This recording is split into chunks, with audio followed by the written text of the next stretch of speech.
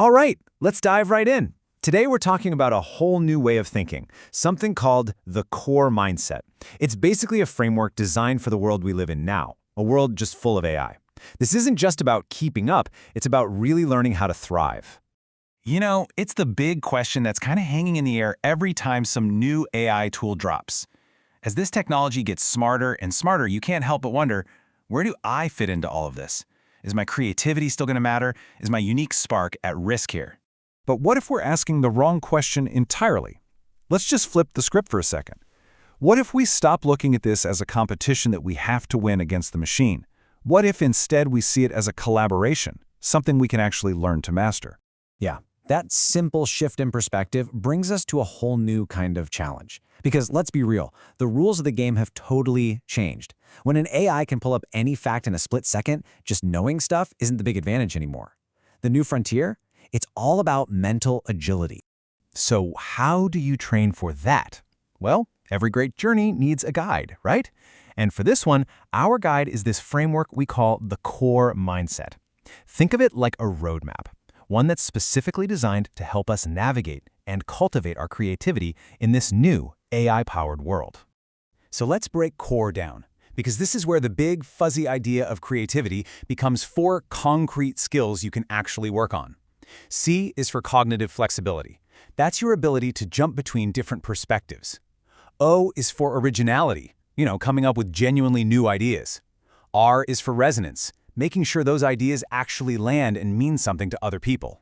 And finally, E is for elaboration, the awesome skill of taking one tiny spark and building it into something huge. Okay, now roadmap is great, but to make any of this practical, you need a tool. A compass, really. And that tool is the subject-verb-object triad, or SVO.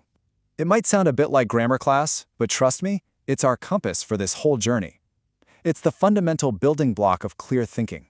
So what is SVO? It's a dead simple structure that helps us turn those abstract, messy thoughts into something concrete and real.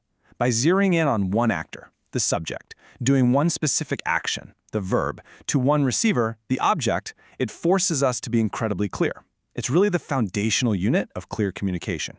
And here's exactly how SVO creates that precision. Look at a vague idea like, dog acts badly. What does badly even mean? Seriously, that can mean 100 different things to 100 different people. But when you use the SVO format, you get something like, dog bites man. See that? Suddenly, the action is crystal clear. You have one subject, the dog, one verb, bites, and one object, the man. It's a single, perfectly understandable unit of action that leaves zero room for confusion. And this simple structure can also handle really powerful, complex ideas. For instance, technology shapes empathy. Subject, verb, object. It's tight, it's clear, and it takes this big, abstract concept and makes it something you can actually think about and discuss.